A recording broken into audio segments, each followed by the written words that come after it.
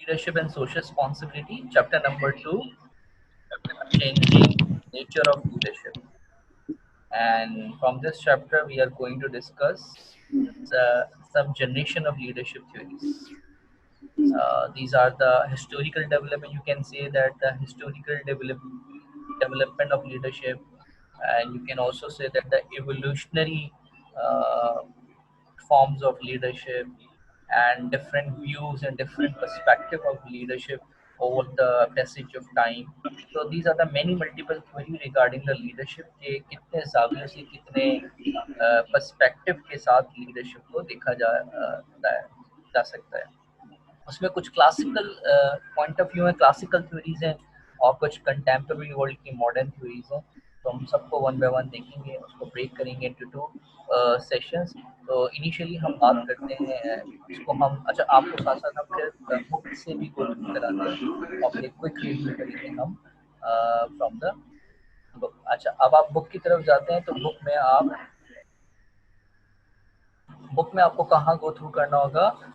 Chapter number 2 click करेंगे, exploring leadership chapter number 2 है आपका, और टाइटल है आपका समरी ऑफ लीडरशिप अप्रोच, और जो मेजर टाइटल है आपका वो है generation of leadership theory. Generation of leadership theory. There is a content. If you want to take a reading from the books, so you will go from here. Yes, here is a content, and major heading is generation. Yes, it is. Here it is. Generation of leadership theory. और generation of leadership theory में हम बात करेंगे, हम one by one जरा इसको overview करते हैं और फिर हम लेक्चर स्लाइड से फिर एक रिव्यू भी करते जाएंगे। देखिए, लीडरशिप थ्योरी में हम बात करेंगे तो देखिए हमारे सामने सभी की है ग्रेट मैन अप्रोच है, ट्रेट अप्रोच हमें नज़र आती है।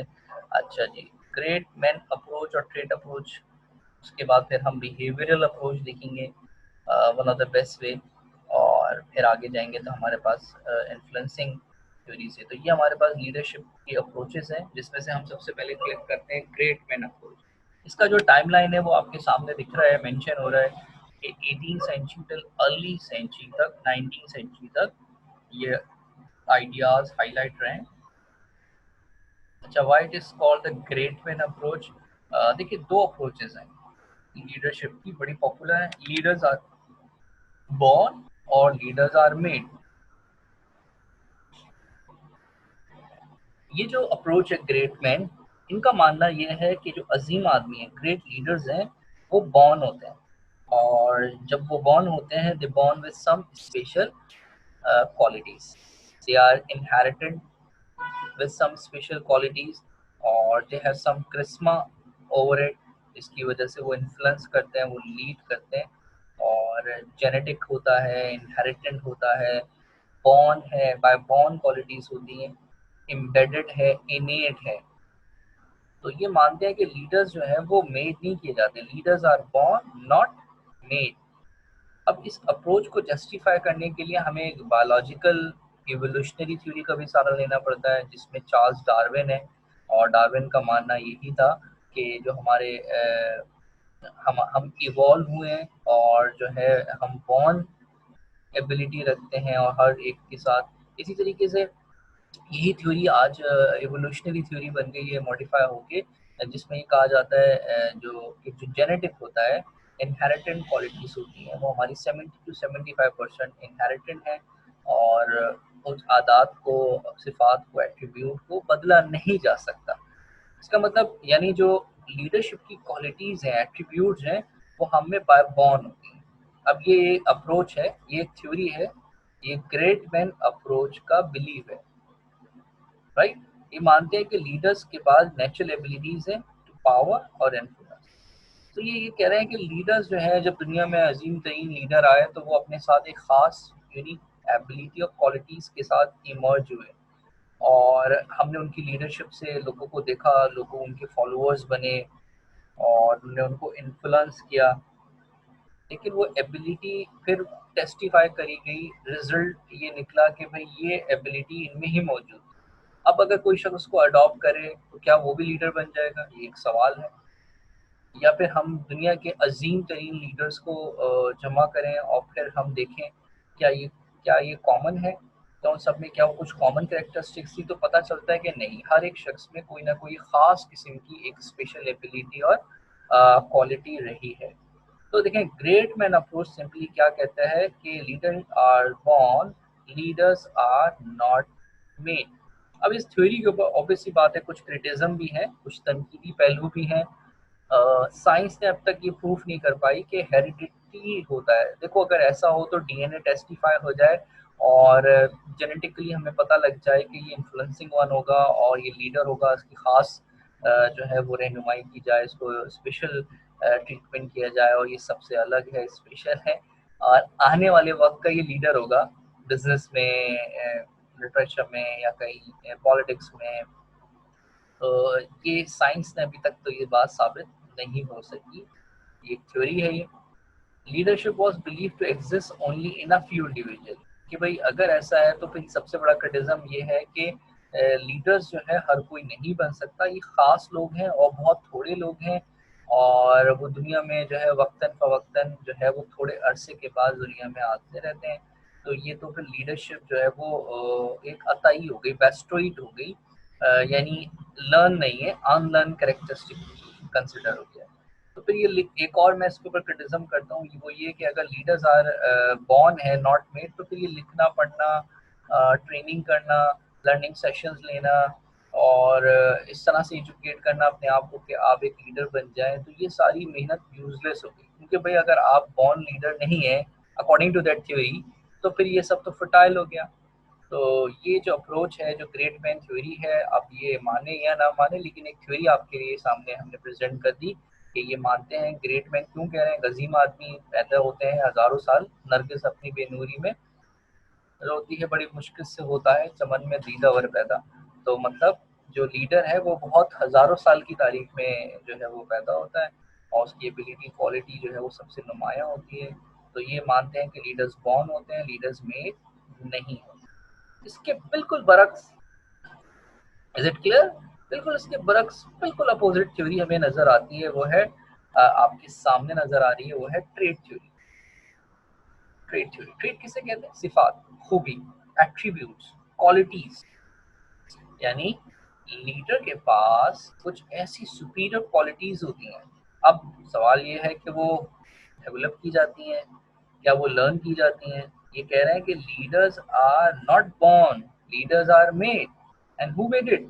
सिचुएशन, सरकमस्टांसेस, हालात, वाकयात, प्रॉब्लम्स, बर्डर्स आते हैं, उसको वो फेस करता है, उसको चैलेंजिंग सिचुएशन को वो का सामना करता है। तो इस तरह उसके अंदर एबिलिटीज पैदा होती चली जाती हैं। लाइफ लॉन्ग लर्निंग है। तो लीडर के पास सुपीरियर क्वालिटीज हैं और वो पजेस करता है कुछ नेचुरल एबिलिटी, वो ठीक है, लीड की, मगर साथ साथ वो ट्रेन ट्रेन होता है, वो लीड करता है और उस क्वालिटीज की बेसिस के ऊपर वो अपने फॉलोअर पे इन्फ्लुएंस करता है। अच्छा, स्टेट थ्योरी ने एक रिसर्च भी की, क्या की कि दुनिया के अजीम तरीन लीडर्स को की लिस्ट बनाए और उनकी खास एट्रीब्यूट्स निकाले कि भाई जैसे जिन्ना, गांधी, उसके बाद नेल्सन मंडेला, विल्सन और अलेक्जेंडर द ग्रेट, ठीक है, हिटलर और जो जो अच्छे बुरे लीडर्स दुनिया में जिन्होंने लीडिंग रोल हैं, पॉलिटिशियन के तौर पे हों, वो स्टेट एक्टर के तौर पे हों, बिजनेस के लीडर्स, उन सबको अच्छा करेक्ट करने के बाद उन्होंने देखा इनमें कॉमन क्या है। कुछ तो कॉमन कैरेक्टरिस्टिक होगी, जैसे कहते हैं लीडर के अंदर क्या होना चाहिए, एनर्जेटिक हो। लीडर के पास क्या होना चाहिए कि वो विजनरी हो। अच्छा, लीडर जो है वो क्या करे, टीम वर्क बहुत अच्छे से करता हो। लीडर जो है वो एंथुसिस्टिक हो, मोटिवेट करे, खुद भी सेल्फ मोटिवेटेड हो और बल्कि दूसरों को भी मोटिवेट करे। इस तरह की कुछ बहुत सारी कॉमन कैरेक्टरिस्टिक है। ड्राइव एबिलिटी होनी चाहिए कि वो लोगों को ड्राइव करे, लीड करता हुआ लेके जाए। तो ये लीडर्स के पास बहुत सारी ऐसी एबिलिटीज हैं जो common characteristics, common trade consider की जाती है। तो इनका मानना ये है कि लीडर्स जो है by learning, by education, by training, leaders prepared किए जा सकते हैं। Leaders are not born, leaders are made and we will made it, we will made by the situation, by the circumstances and by the learning programmes. तो ये जो books हैं, studies हैं, lecture sessions हैं, एनवायरनमेंट है, ये सब एक लीडर की एबिलिटी को डेवलप कर सकते हैं। हम ये कैरेक्टरिस्टिक डेवलप करें कि एक लीडर के अंदर क्या क्या एबिलिटीज़ होनी चाहिए, और फिर हम चाहें तो उसको बिल्कुल एक जस्ट लाइक अ रेसिपी, कि अगर मेरे पास एक रेसिपी फार्मूला आ जाए तो मैं उसको क्रिएट कर सकता हूँ, तो मैं वो सारे अज्जा मौजूद हूँ तो मैं उसको डेवलप कर लूँगा। बिल्कुल लीडरशिप के लिए भी कुछ खास एट्रीब्यूट्स, कैरेक्टरिस्टिक्स की ज़रूरत है। अगर वो मैं किसी भी शख्स में वो एट्रीब्यूट्स, कैरेक्टरिस्टिक डेवलप कर लूँ, तो इसका मतलब मैंने फिर एक लीडर को प्रिपेयर कर लिया, लीडर को मैंने तैयार कर लिया। तो ये लीडरशिप थ्योरी तो ये कहती है। अब इसके ऊपर भी क्रिटिज्म है, situation is not considered in this approach. अब ये सिचुएशन है, लीडर ही बनाएंगी, अब हालात को वर्स भी बना सकते हैं। अच्छा, जो ट्रेड्स हैं वो कुछ यूनिक होती हैं, वो अडॉप्ट नहीं की जा सकती। कौवा चला हंस की चाल अपनी चाल भी भूल गया, कि अब एक शख्स उसकी एबिलिटी है, उसकी स्ट्रेंथ है, तो आपने कहा ये एबिलिटी मैं भी अपने अंदर डेवलप कर लूँ तो मैं भी लीडर बन जाऊंगा, तो नॉट नेसेसरी कि might be this attribute not fit for you. तो पर्सनैलिटी क्लैश भी होता है, ये क्रिटिज्म हम कर रहे हैं। Many traits are too obscure abstract to measure and observe. ठीक है, बहुत सारी ऐसी ट्रेड्स होती हैं जिसको ऑब्जर्व करना, उसको मेजर करना, उसको एक नया नाम देना, आइडेंटिफाई, कि हर शख्स दुनिया में आता है अपनी खास सिफात, एक खूबी के साथ, तो उसको आइडेंटिफाई करना और किसी और में डेवलप करना, ये बहुत ही मुश्किल तरीन काम है। ठीक है, आपके हाथ में जितने ये जो लकीरें हैं, या थंब के ऊपर जो आपके थंब प्रेस है, ये किसी इंसान के दूसरे इंसान के साथ मैच नहीं करते। दुनिया में जितने भी चरिंद परिंद हैं, उनके ऊपर जो एक पैटर्न होता है, वो पैटर्न किसी दूसरे पैटर्न के साथ फॉलो या मैच नहीं करता। तो व्हाट डज इट मीन, यानी हर एक इंसान जब इस दुनिया में आता है तो खास कोई एक फन, कोई एबिलिटी लेकर आता है, और वो एबिलिटी किसी दूसरे इंसान के साथ मैच नहीं करती। ये बहुत टिपिकल है कि आप एक एबिलिटी किसी दूसरे के अंदर बिल्ड इन करें और वो भी लीडर ही बन जाए। तो ये क्रिटिज्म कर रहे हैं हम ट्रेड अप्रोच के ऊपर। ऑलराइट, अच्छा जी, studies have not adequately link trait with leadership effectiveness. अब ये भी बात है कि वो ट्रेड से लीडरशिप इफेक्टिव होगी भी या नहीं होगी। और एक और फाइनल क्रिटिज्म क्या है कि most trait studies omit leadership behaviour and follower motivation as meditative variable. देखो ये वेरिएबल्स हैं कि लीडर के फॉलोअर्स कैसे हैं। कोई अगर किसी एक जगह वेस्ट का लीडर है और 19 सेंचुरी का लीडर है, या फिर 18 सेंचुरी का लीडर है, 11 सेंचुरी में लीडर था, तो हम कहें ये एबिलिटी आज अप्लाई, तो 21st सेंचुरी में एक के जो लोग हैं, जो फॉलोअरशिप है वो बिल्कुल बदल चुकी है। तो ये भी मैटर करता है, ये जो वेरिएशन है, वेरिएबल्स हैं, ये भी कंसिडर करते हैं। तो थ्योरीज जो है वो लीडरशिप की चेंज ज़माने के साथ, अभी हमने पढ़ा कि न्यू पैराडाइम होता है, तो वक्त के साथ कॉन्सेप्ट भी बदल जाते हैं, फॉलोअर्स भी बदल जाते हैं।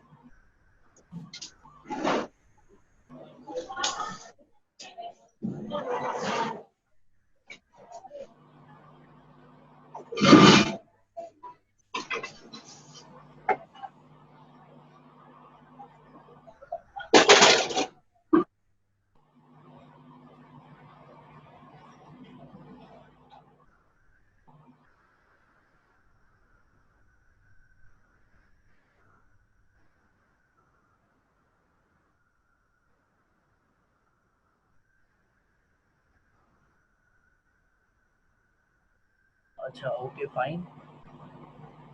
Okay, next we will move from the slides. Yes.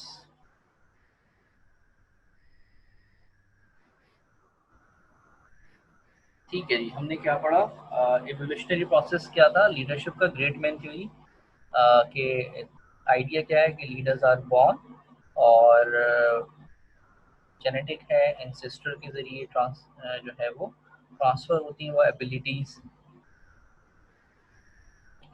ये इसके अपोजिट थी ट्रेड थ्योरी।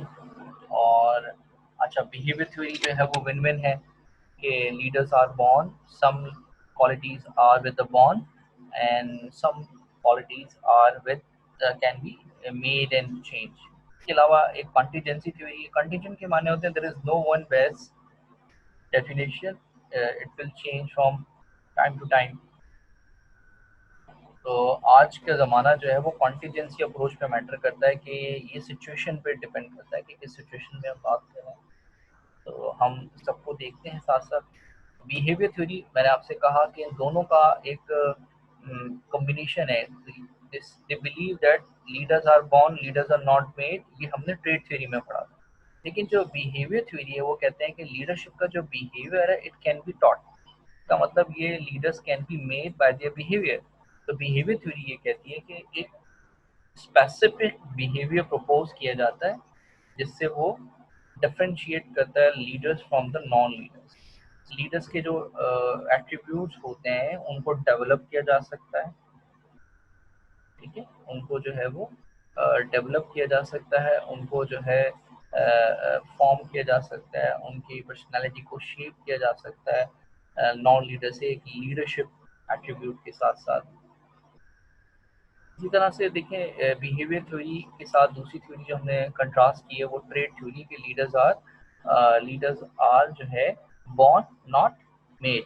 तो उसके कुछ कंडीशंस हैं, जैसे कि ट्रेड कौन सी ट्रेड्स हैं जो लीडर्स जो है वो फॉलोअर से अलग करती है, हम फाइंड आउट कर लें। उसके अलावा रिसर्च हमें बताया कि पर्सनल करेक्टरिस्टिक्स क्या हैं, पर्सनैलिटी की क्या करेक्टरिस्टिक्स हैं जिससे हम कहें कि ये ट्रेड्स जो हैं वो आइडेंटिफाई होती हैं एज अ लीडर। इस तरह डिफरेंट ऑथर्स ने कुछ लीडरशिप के लिए की क्वालिटीज आइडेंटिफाई की हैं, जैसे यहाँ पे मेंशन है इंटेलिजेंस, उसकी आईक्यू लेवल बहुत अच्छा हो, ईक्यू लेवल बहुत अच्छा हो, सेल्फ कॉन्फिडेंट हो, सेल्फ मोटिवेटेड हो, डिटरमिन्ड होना, ये सबसे की फैक्टर है, हार ना माने, नेवर गिव अप, ईमानदार हो, integrity and honesty, social social नहीं होगा तो फॉलोवर कैसे बनाएगा। और इन सब में सबसे ज़्यादा इंटेलिजेंस मैटर करती है यहाँ पे। तो लीडरशिप स्किल्स को डेवलप भी किया जा सकता है, ग्रो भी किया जा सकता है, उसको नर्चर किया जा सकता है, ये ट्रेड थ्योरी का मानना है अच्छे तरीके से। और ऑर्गेनाइजेशन जो है वो अपने फंड्स, अपने ह्यूमन रिसोर्स को चाहती हैं इस तरह से यूटिलाइज करें कि उनकी ट्रेनिंग करा जाए, ट्रेन द ट्रेनर प्रोग्राम्स होते हैं, लर्निंग ट्रेनिंग्स होती हैं जिसमें वो ये चाहते हैं कि हम अपनी जो एम्प्लॉयर्स हैं उनको लीड करने के लिए बेटर लीडर मौजूद हो हमारे पास। तो ये जो ट्रेड थ्योरी है इसके अकॉर्डिंगली हम ट्रेनिंग को और लीडरशिप प्रोग्राम को, लर्निंग प्रोग्राम को प्रमोट करते हैं। तो ट्रेड थ्योरी मैंने आपके सामने रखी है, उसमें बहुत सारे हमने की ट्रेड्स लिखी हैं। अब चाहे वो पर्सनैलिटी, उसकी आउटलुक, बहुत फिजिकल अपीयरेंस, अटायर बहुत अच्छा हो, सोशली बहुत साउंड हो, इमोशनल इंटेलिजेंस हो उसके अंदर, या फिर जहानत, इंटेलेक्चुअल ट्रेट हो उसकी, हाजिर दिमागी, विटेनेस, विजडम उसको दूसरों से मुनफरद कर दे। तो ये बहुत सारी इस तरह की क्वालिटीज़ हैं। जैसे ये टाइप्स ऑफ पर्सनैलिटीज़ हमने पढ़ा, तो उसमें एक्सट्रोवर्ट जो लोग होते हैं वो बहुत अच्छे लीडर बनते हैं क्योंकि वो सोशलेबल भी होते हैं, फ्रेंडली होते हैं, फॉलोअर्स को भी समझते हैं, सिंपैथी कर पाते हैं। अच्छा जी, कॉन्शियस जो बहुत प्रिपेयर्ड होते हैं, वेल ऑर्गेनाइज होते हैं। कॉन्शियसनेस का मतलब होता है जो खुद से भी आगे हो, सेल्फ अवेयरनेस और अपने अराउंड को भी समझ सके, अंडरस्टैंड कर सके। ये नहीं कि अपने आप में खोए हुए हैं। कॉन्शियस मतलब अवेयर, सेल्फ अवेयर, ऑर्गेनाइज हो, वेल प्लान हो, ऑर्डर्ड हो, स्ट्रक्चर्ड हो, ये सब क्वालिटीज कॉन्शियसनेस में आती है। अच्छा, ओपननेस से मुराद यहाँ पे क्या है? Openness to learning, openness to share, ठीक है, लर्निंग के लिए हमेशा से ओपननेस हो और अपने ख्यालात को, दूसरे के ख्यालात को समझने और बोलने में, फीडबैक लेने में, क्रिटिसाइज सुनने में ओपननेस होना चाहिए। ये नहीं कि रिजिड स्ट्रक्चर हो, तो ओपननेस हो, एडवेंचरस हो। अच्छा, इमोशनल इंटेलिजेंस, ये बहुत ज़रूरी है। मेंटल इंटेलिजेंस के साथ साथ उसको इमोशन यानी understand your emotion as well as understanding the emotion of other as well, ना सिर्फ अपने बल्कि दूसरों के जज्बात। आईक्यू के साथ साथ ईक्यू भी बहुत ज़्यादा ज़रूरी है। तो ट्रेड थ्योरी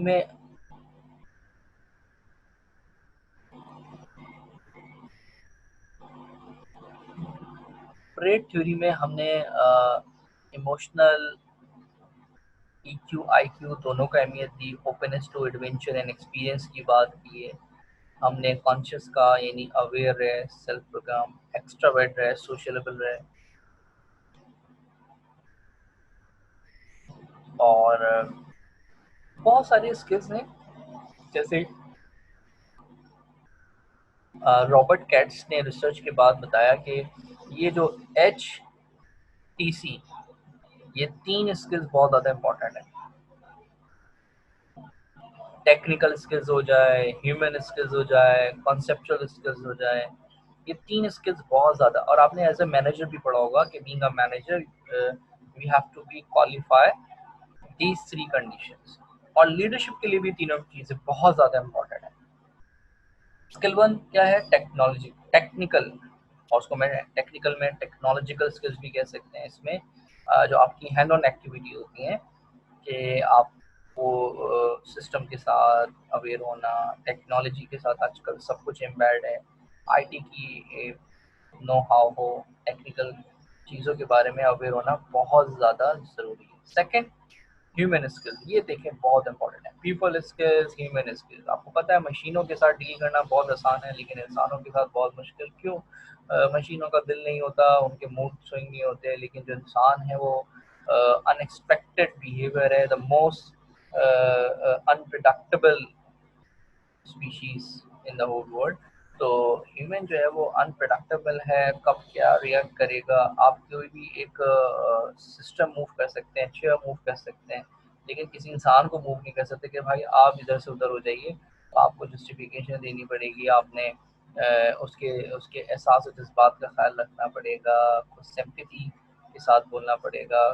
तो ये ह्यूमन स्किल्स बहुत ज़रूरी है कि अंडरस्टैंड करना, ability to work with the people. और देखिए बहुत से लोग होते हैं जो सिर्फ कंप्यूटर स्क्रीन पे बैठना जानते हैं, मशीनों के पीछे रहना जानते हैं, लेकिन लोगों के साथ डील करना उनको कतई नहीं आता। तो लीडर बनने के लिए तो ये स्किल्स मैं कहता हूँ टॉप मोस्ट स्किल है, पीपल स्किल्स, ह्यूमन स्किल्स। ठीक है, कि फॉलोअरशिप कैसे हासिल करोगे? ऐसा तो नहीं होगा ना कि आपके जो गैजेट्स हैं, फ़ोन है, लैपटॉप हैं, ये आपके फॉलोअर्स बन जाएँ। तो ह्यूमन चाहिए ना फॉलोअरशिप के लिए, तो आपको सोशल स्किल्स, पीपल स्किल्स बहुत ज़्यादा ज़रूरी हैं। उसके लिए फिर आप ह्यूमन बिहेवियर को अंडरस्टैंड करते हो, उसके लिए आप साइकोलॉजिकल पॉइंट ऑफ व्यू पढ़ते हो, आप सोशियोलॉजिकल पर्सपेक्टिव देखते हो, और बहुत सारे ऐसे सोशल साइंसेस से हेल्प लेते हो जिससे आप ह्यूमन रिसोर्स को समझ सको। और जब आपके पास ये स्किल्स आते हैं तो आप बेटर अंडरस्टैंड कर सकते हैं, राइट? क्योंकि आपने नंबर्स के साथ डील ही नहीं करना है हर वक्त, ना आपने सिर्फ टेक्नोलॉजिकल डील ही नहीं करना है, बल्कि आपने आपको जो है वो ह्यूमन के साथ। तो ये आपका ग्रेटेस्ट एसेट है जो आपके फॉलोअर्स हैं। अगर फॉलोअर्स नहीं तो आप लीडर नहीं, लीडर किस बात के? लीडर तो फॉलोअर्स के हैं ना। यू आर लीडर तो you must have a many followers, and how much followers you have and what kind of followers do you have, यही आपकी लीडरशिप को शो करेगा। So this one is the most important element. And the third one, which one is the last, the conceptual skills। आपके पास crystal clear concept हो हर चीज़ को लेके, management क्या है, बिजनेस क्या है, मार्केटिंग क्या है, कम्युनिकेट कैसे करते हैं, बिजनेस लीड कैसे होगी। तो बेसिक्स कॉन्सेप्ट जो एसेंशियल कॉन्सेप्ट है वो सब आपके पास होने चाहिए। फर्स्ट लाइन की, मिडिल की, मैनेजमेंट लेवल की, एग्जीक्यूटिव लेवल का हर एक कॉन्सेप्ट आपका बिल्कुल जो है वो regarding your nature of business, nature of job, ये क्लियर होनी चाहिए। तो ट्रेड स्किल्स पे हमने बहुत बात की, बहुत हमने इसको क्लियरली देखा। और अगर हम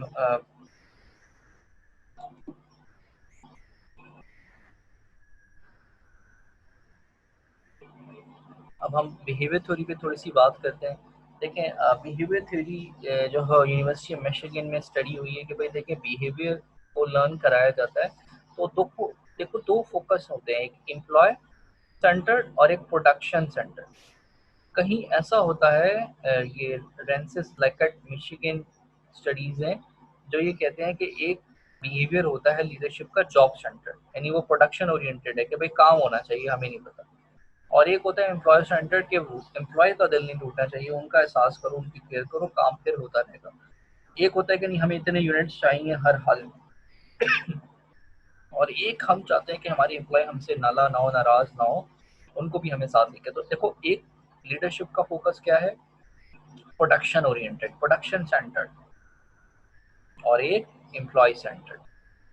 ये बिहेवियर की अगर हम बात करें, इसी तरह बिहेवियर में ओहियो स्टेट स्टडीज है, तो उन्होंने इसको आइडेंटिफाई किया दो बिहेवियर में, इनिशिएटिंग आईसी करके ना, आईसी इनिशिएटिंग स्ट्रक्चर और कंसिडरेशन। अच्छा, कंसिडरेशन क्या है कि भाई कंसर्न किस बात पे आपकी है, फीलिंग्स के ऊपर कंसर्न है यानी एम्प्लॉय के ऊपर, या कंसर्न फॉर आउटपुट है यूनिट्स के ऊपर, तो यानी प्रोडक्शन हो गया। तो ये लीडरशिप की जो थ्योरीज हैं वो कहते हैं कि क्वेश्चन आयर बनाते हैं, देखते हैं, एम्प्लॉय को असेस करते हैं और लीडर का परसेप्शन देखते हैं कि ये जो लीडर है वो अपने एम्प्लॉय से क्या मशीन की तरह स्पीक कर रहा है, यानी वो प्रोडक्शन चाहता है, खाली यूनिट चाहता है, या फिर वो कंसर्न है फॉर द फीलिंग।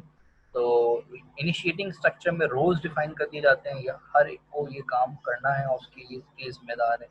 और फिर कंसिडरेशन में उनकी फीलिंग्स को कंसर्न किया जाता है कि वो कहाँ सेटिस्फाई होगा, उसका सेटिस्फेक्शन लेवल क्या है। हर एम्प्लॉय का सेटिस्फेक्शन लेवल अलग होता है। इसका मतलब है कि leader is concern with the employee as well. तो ये दोनों पोजीशन है। अब दोनों में से बेटर पोजीशन क्या है, अगर हम कहेंगे completely concern for the employee हो तो ये पोजीशन भी ठीक ना होगी, अगर हम कहें completely concern for the production हो तो ये भी पोजीशन ठीक नहीं होगी। तो आइडियल सिचुएशन तो यही है कि आपकी कंसर्न फॉर प्रोडक्शन भी हो और concern for the employer feeling भी हो। तो यहाँ पे देखें टेबुलर चार्ट बनाया गया है, आपके सामने दिख रहा होगा, यहाँ पे concern for the people why axis पे, और एक्स एक्सिस पे कंसर्न फॉर द रिजल्ट यानी आउटपुट। तो यहाँ पे स्केलिंग कर दी है 1-1 यानी दोनों। अब आप बिल्कुल ही ऐसी आपकी ऑर्गेनाइजेशन है ये कि ना तो कंसर्न फॉर पीपल है ना तो कंसर्न फॉर रिजल्ट है, तो ये तो बहुत ही कोई वर्स कंडीशन है। ये जो हम आपके सामने ग्रिड पेश कर रहे हैं, लीडरशिप ग्रिड, ये ब्लैक माउंटेन ने प्रेजेंट किया था, 2 डायमेंशन, मिशिगन और ओहियो स्टेट से ओरिजिनेट किया। और इसमें बिहेवियर क्या है, कंसर्न फॉर द पीपल यानी employee, and concern for the output production या यूनिट या रिजल्ट, आप कुछ भी नाम दें।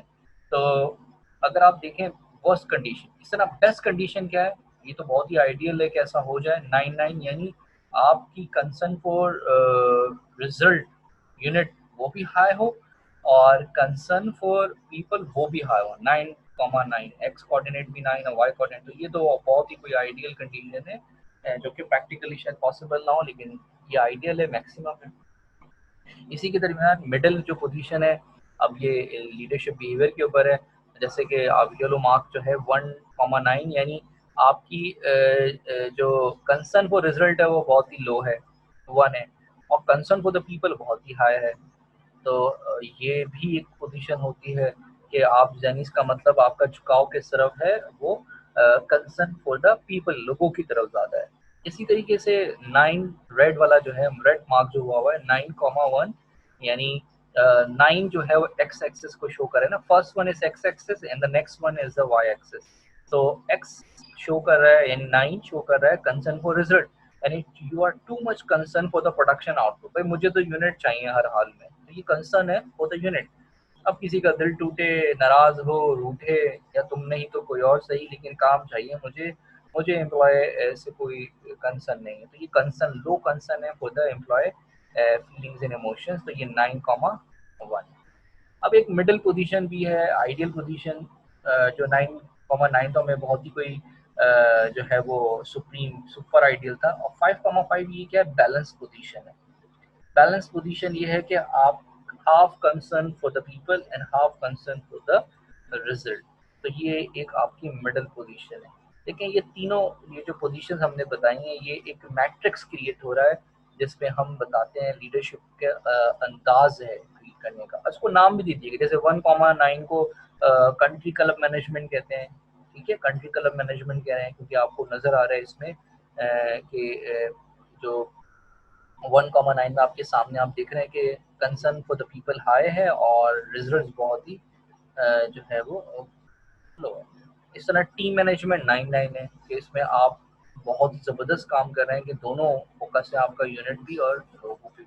अच्छा, जो 5,5 है इसको मिडल ऑफ द रोड दे दिया कि दोनों के दरमियान की पोजीशन निकाल दी, कंसर्न फॉर द पीपल भी और कंसर्न फॉर द प्रोडक्शन भी। अच्छा, जो रेड वन है 1,1, इसका मतलब बहुत ही कोई इम्परिश मैनेजमेंट है, you have to be take some action, कि आपकी एफर्ट्स बहुत ही स्लो है, ना तो प्रोडक्शन ना तो ही एम्प्लॉय के साथ आप कुछ इनको मोटिवेट कर रहे हैं, ना उनकी कंसर्न है आपको। 9,1 इसको अथॉरिटी कंप्लायंस कह रहे हैं, क्योंकि देखें अथॉरिटी कंप्लायंस क्यों कह रहे हैं, क्योंकि यहाँ पे यूनिट के ऊपर फोकस ज़्यादा है, कंप्लायंसेस पूरे हों, फॉलो हों, यूनिट्स इतने प्रोड्यूस करने हैं, डेडलाइन मीट करना है आगे में, तो कंसर्न फॉर द प्रोडक्शन ज़्यादा है। तो इन सब के नाम भी देती है properly, country club management, team management, middle of the road, impoverished management, authority compliance management. तो अच्छा जी, अभी हमने इसको एक ओवरव्यू कर लेते हैं कि हमने आज के सेशन में हमने क्या क्या डिस्कस किया। हमने बिहेवियर, ट्रेड, ABC हमने डिस्कस किया, ग्रेट मैन अप्रोच डिस्कस की हमने, रेट अप्रोच डिस्कस की हमने, और the third one the C1 behaviour approach हमने आज के सेशन में डिस्कस किया। एक क्विक रिव्यू कर लेते हैं। ग्रेट मैन अप्रोच में हमने क्या सीखा कि leaders are born not made, leaders are born with some special unique qualities, or it cannot be adopted, it cannot be followed by the someone other, it is possessed by the special one, और leader जो है वो genetic है, evolutionary है, और वो inherent qualities के साथ आते हैं। लीडर्स को ट्रेन नहीं किया जा सकता, बनाया नहीं जा सकता। ट्रेड अप्रोच कहती है इसके बिल्कुल बरक्स कि leaders are not born, leaders are made, यानी लीडर्स कैन बी टॉट, उनको ट्रेन किया जा सकता है, मोटिवेट किया जा सकता है लीडर्स को। और ये जो ट्रेट अप्रोच है वो आपको ये सिखा रही है, बता रही है कि आप जो है वो एबिलिटी, ट्रेट को भी डेवलप कर सकते हैं। आप रिसर्च करें, आइडेंटिफाई करें और फिर वो डेवलप कर लें, तो आप एक लीडर, बेटर लीडर प्रोड्यूस कर सकते हैं। हमने बहुत सारी भी लीडरशिप की ट्रेड्स देखी, IQ level, EQ level, conscious होना चाहिए, ओपननेस हो, एडवेंचरस हो, सोशलेबल हो, इमोशंस एंड फीलिंग का एहसास मतलब उसके अंदर मौजूद हो लोगों के लिए, फॉलोअरशिप के लिए। और बहुत सारी ऐसी क्वालिटीज़ हैं, खास करके इंटेलिजेंस की बात की गई, और इमोशनल इंटेलिजेंस की बात की गई। ये ट्रेड अप्रोच कहती है कि ये क्वालिटीज़ अगर आप अपने अंदर डेवलप कर लेते हैं, लीडरशिप तैयार हो जाएगी। और हर मैनेजमेंट चाहती है कि वो अपने टीम के लीडर्स को ट्रेन करें। अच्छा, जो C है बिहेवियर अप्रोच, उसका मानना क्या है? उसका मानना ये है कि जो behaviour can be taught, behaviour सिखाए जा सकते हैं। लीडरशिप का एक खास बिहेवियर होता है, एक लीडर और नॉन लीडर में एक बिहेवियर है, और उस बिहेवियर को टीच किया जा सकता है, यानी नॉन लीडर से लीडर बना सकते हैं हम अगर उस बिहेवियर को हम टॉट कर दें, टीच कर दें। तो वो बिहेवियर अप्रोच में हमने फिर पढ़ा कि concern for the people, concern for the employee, और फिर हमने एक ग्रिड बनाया कि अगर पोजीशन क्या है बेस्ट के, both हो concern for the people, half and half concern for the result, और worst क्या है कि low concern for the production as well as the concern for the employee। इसी तरीके से अगर हम आइडियल बात करें तो बहुत ही आइडियल क्या होगा कि high concern for the people and high concern for the, तो ये हमने ग्रिड देखा जिसमें हमने बिहेवियर अप्रोच देखी। तो I hope you will be understand well. Inshallah, we will meet in the next session. Uh, Stay connected with the slides and the book. Inshallah, in the next session, we will be continuing the more theories. We have a lot more theories to describe. These three theories are very important for the exam: great man approach, straight man approach, and the behavioral approach. Okay, take care. Allah Hafiz. I hope you will be understand well. Inshallah, we will meet in the next session with the situational contingency approach.